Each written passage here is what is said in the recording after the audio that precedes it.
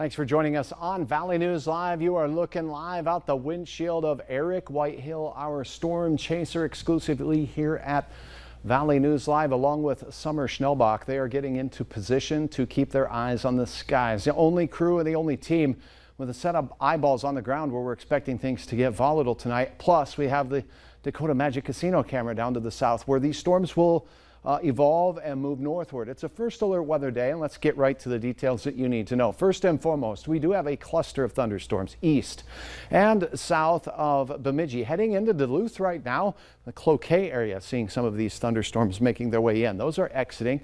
Behind that, we have this kind of cool pool of air from all of the thunder shower activity. That kind of touches right into the Fargo area, keeping us cloudy and cool. And that boundary extends up this way. We have a little bit of some thunderstorm activity on I-94 taking place. Let's go into that.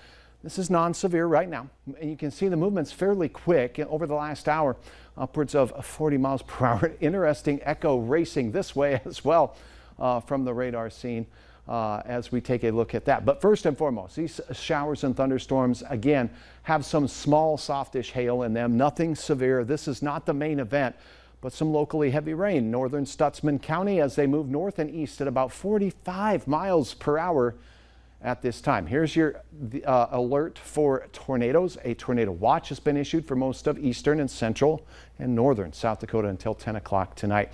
Again, we're expecting storms to fire in this area where we're getting some enhanced sun, some temperatures upwards of 90 degrees down in Sioux Falls as well. As we look at our tower cam from the Dakota Magic Casino, things are quiet and gray right there at this time, and the temperatures are in the upper 60s. Notice Alexandria, 73 degrees, 74 in Watertown and Aberdeen, and it's a little cooler up in the Devil's Lake Basin at the low 60s at this hour. Hour by hour forecast shows the south winds working their way through as we go through the evening hours, showers and thunderstorms developing. Here's the 6 o'clock to 7 o'clock time frame. Notice these are forming in South Dakota.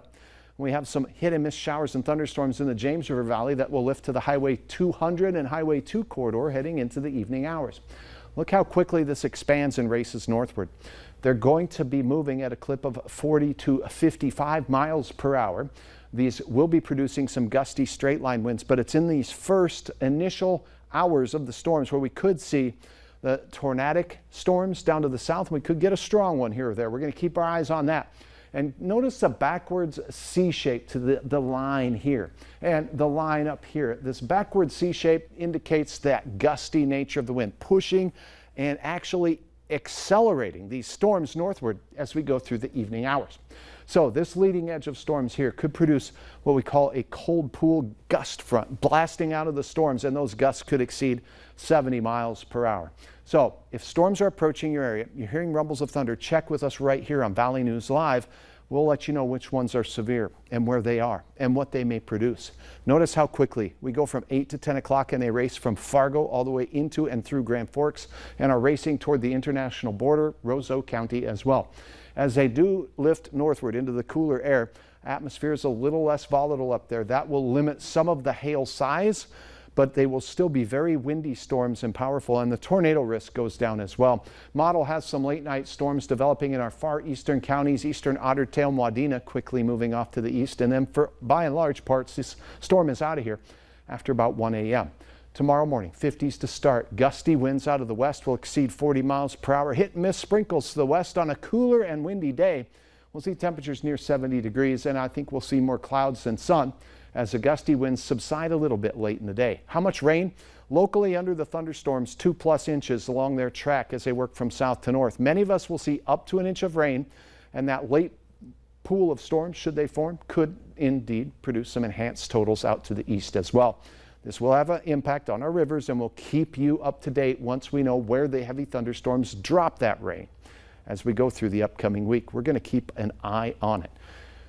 Thanks for your photo there, Anuj. Here's a look at your 7-day planner. On Saturday and Sunday, quieter, but we will have some spotty showers in your forecast as temperatures hover right around your average for this time of the year.